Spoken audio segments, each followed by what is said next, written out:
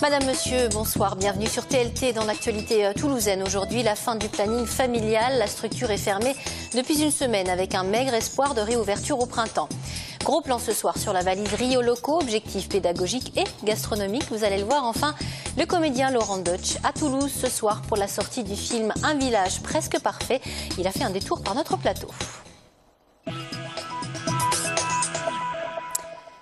Mais tout d'abord, à vous l'exploit, à nous tous, la fierté et le bonheur. Ce sont les mots de Martin Malvy, président de région, pour rendre hommage à la victoire des handballeurs français.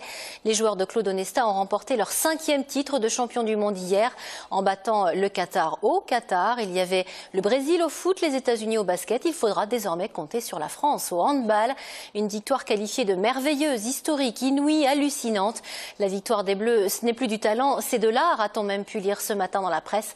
Il est vrai que jamais une équipe sportive n'avait réussi une telle performance.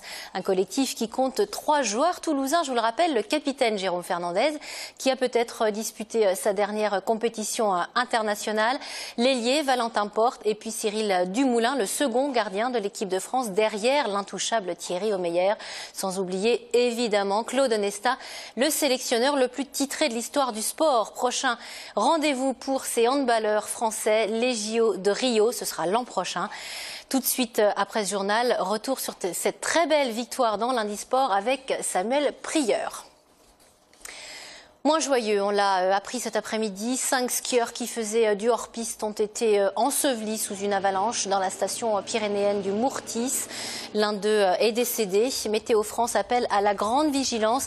À noter qu'un épisode neigeux est prévu à Toulouse à partir de 7 h demain avec une température autour de 1 degré. Les températures qui seront en baisse tout au long de la semaine. Notre département est d'ailleurs en alerte orange, neige et verglas. Voilà qui devrait rendre les conditions de circulation compliquées. Et oui, c'est l'hiver. Retour à l'actualité avec la fin du planning familial. 51 000 €, c'est la somme dont la structure avait besoin pour éviter la fermeture. Nous en parlions dans nos précédentes éditions. Le planning familial, miné par des difficultés financières, a vu une baisse inéluctable de ses subventions et donc son déficit aggravé. Le planning familial, c'est un budget annuel d'environ 110 000 €, financé notamment par Toulouse Métropole, la mairie de Toulouse, le Conseil général et l'ARS. Chronique d'une mort annoncée avec Anne Aguerre et Romain Chevalier. Petit planning familial pour grand département. Avec seulement 3 salariés et un local de 45 mètres carrés, le planning familial 31 est en péril. Sa fermeture, sur le long terme, provoquerait certains dégâts. Ça veut dire qu'il y aurait aujourd'hui plus de structures qui fait de l'accueil anonyme, gratuit, sans rendez-vous, autour des questions de sexualité, de contraception, d'avortement et de violence. Les raisons sont essentiellement économiques. La cause, un déficit de 51 000 €. Les militantes ont alerté leurs financeurs sur ce problème en demandant une aide urgente. Si on avait eu davantage de subventions, peut-être qu'on aurait pu jouer sur des délais un peu plus importants qu'aujourd'hui, ce qui nous met dans une situation d'urgence. Cette potentielle fermeture du planning familial 31 est remontée jusqu'aux oreilles du gouvernement. Des discussions sont notamment engagées entre le Conseil général et l'Agence régionale de santé. Je suis très attachée au planning familial. C'est une association extrêmement importante qui rend des services fondamentaux. Et c'est le planning familial, un partenaire privilégié du ministère des Affaires sociales, de la santé, des droits des femmes. Il y a des difficultés dans ce département, à Toulouse, avec le planning familial. Nous avons besoin du planning familial et des solutions seront trouvées. Une pétition en ligne a déjà recueilli 3 600 signatures. Les militantes gardent espoir quant à une réouverture des permanences en mars. Après la mise en place le 1er janvier de la tarification au quart d'heure et du tarif horaire nocturne dans les parkings, c'est une offre à saisir de plus de 4 500 places qui est mise en jeu aujourd'hui à Toulouse. La métropole lance une procédure de délégation de services publics communes pour l'exploitation des parkings Victor Hugo, Carmes, Jean Jaurès et Saint-Étienne. L'objectif, c'est d'augmenter le nombre de places de parking dans la ville rose et d'harmoniser la gestion des parcs de stationnement toulousains. Les explications de Pascal Solaire.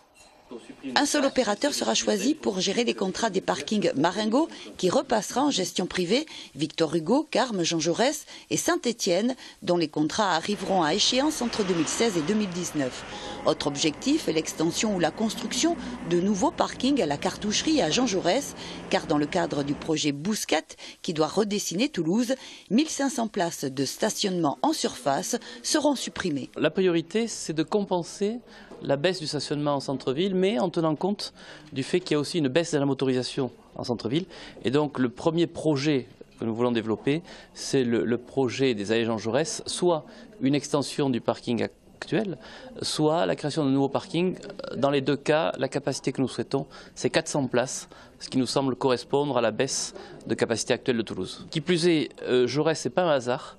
Si vous prenez tous nos projets autour du plan Busquets, les 60 hectares de Matabio vont regrouper notre troisième ligne de métro, le TGV, la Cité des Affaires, donc on pense qu'il y a un potentiel évident. Le futur délégataire devra bien sûr financer la construction de ces nouvelles places à Jean Jaurès, soit une estimation de 12 millions d'euros. Dans l'immédiat, les tarifs n'augmenteront pas. Ce n'est pas un enjeu pour nous sur le court terme. C'est au fil de l'eau, en fonction du contrat de délégation, à l'année, que comme chaque année, on aura l'évaluation de la part augmentation. Aujourd'hui, les parkings de Jean Jaurès, des Carmes, Victor Hugo et Saint-Étienne représentent 52% du chiffre d'affaires des 14 parkings qui appartiennent à la ville et lui rapportent plus de 10 millions d'euros par an sous forme de redevances. Avec un seul opérateur pour gérer les parkings, la municipalité espère augmenter cette somme. Elle permettra de financer une partie de la troisième ligne de métro promise par Jean-Luc Moudinque. Allez, on ouvre une page culture, petit tour dans les salles avec la sortie le 11 février d'un Village presque parfait, le remake du film canadien La Grande Séduction, un film tourné dans les Hautes-Pyrénées. Le pitch, Saint-Loy-la-Moderne, un petit village frappé par la crise et la désertification, son dernier espoir, relancer l'usine de fumage de saumon. Le problème, les assurances exigent la présence d'un médecin à demeure, or ce dernier a pris sa retraite il y a plus de 5 ans sans jamais trouver de remplaçant. Le maire et les habitants du village vont donc tout mettre en œuvre pour convaincre le très parisien docteur Maxime Meyer que le bonheur est chez eux. Greg Lamazère recevait aujourd'hui Laurent Deutsch, le médecin du film, et le réalisateur Stéphane Meunier. Extrait.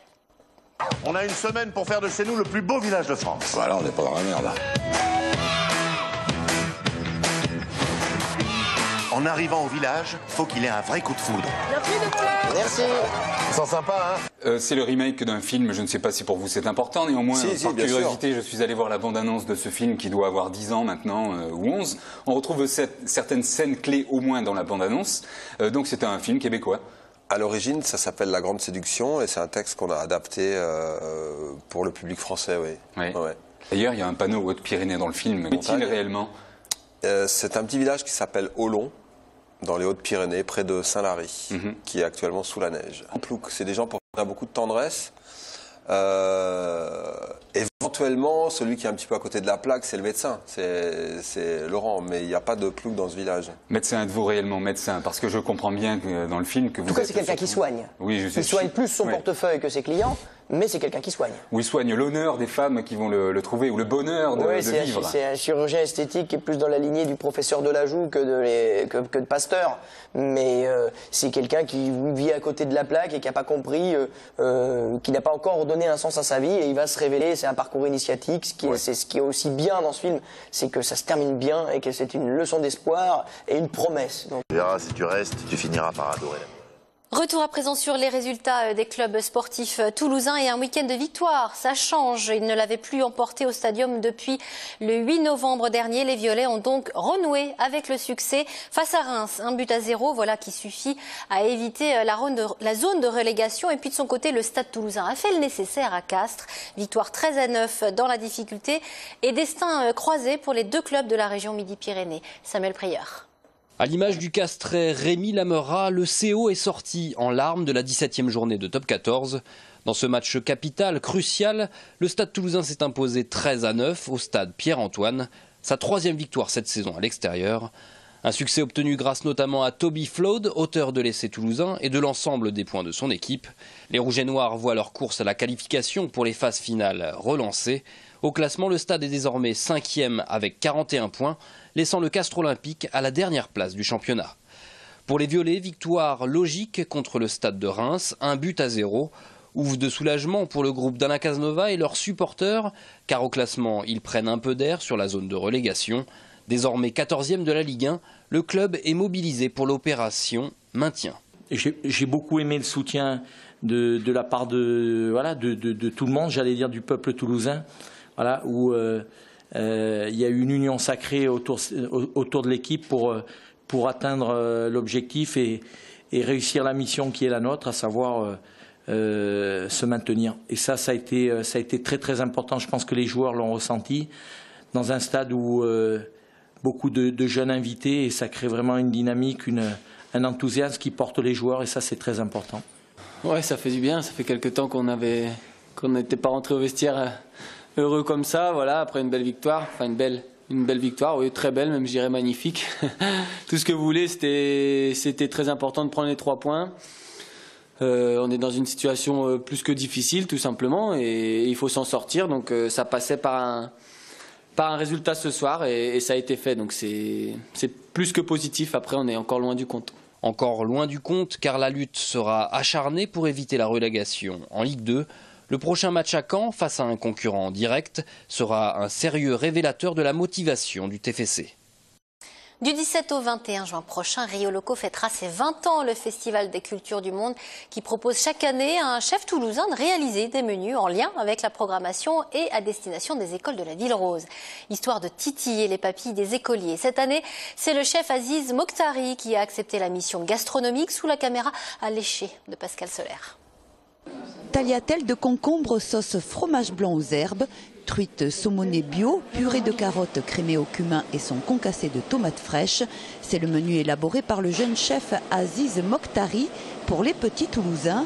Un menu qui sort des grands classiques de la cantine et des souvenirs qu'on en garde pas toujours heureux. Pour être honnête, c'est pas un super souvenir et c'est pour ça que j'ai relevé ce défi-là. Je trouvais que c'était important de venir à la cuisine centrale, de travailler sur des recettes, de s'adapter parce qu'il y a beaucoup de contraintes aussi.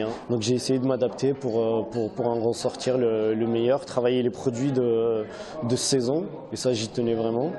Et c'est pour ça qu'on a fait la tagliatelle de concombre, et ça sera servi en mai et en juin, donc on sera en pleine saison. La cuisine centrale de la mairie réalise chaque jour 30 000 repas pour les écoles maternelles et primaires de Toulouse. Le cahier des charges est rigoureux, il faut bien sûr respecter les règles diététiques, un plat protidique, des légumes crus ou cuits, des féculents et un produit laitier. Autre priorité, sauf exception comme ce menu, les denrées ne doivent pas dépasser 1 € par repas. Enfin, il y a les contraintes de fabrication. On évite les découpes des légumes, on évite trop d'épluchage, il faut produire à grande quantité. Donc il faut s'adapter, donc il y a des techniques qu'on ne peut pas appliquer. Comme contrainte, nous avons l'équivalent comme si à la maison vous aviez qu'une casserole et un four. Tout ce que vous faites chez vous au grill ou à la poêle, nous on ne peut pas le faire. On fait le même métier, mais c'est pas du tout la même organisation, et moi j'ai beaucoup de respect pour eux. Le menu Rio Loco sera servi le 22 mai aux enfants des écoles maternelles, le 19 juin aux écoles primaires pendant le festival. Le chef a encore quelques mois pour finaliser ses recettes en fonction des fournisseurs, mais il a déjà une certitude. C'est très très bon. Si ça pouvait sortir comme ça pour les enfants, le jour J, ça serait super. Enfin, moi je pourrais même servir ça dans mon restaurant, mais sans problème, vraiment. Et bon appétit si vous passez à table. Fin de cette édition. Merci de l'avoir suivi. Excellente soirée sur TLT.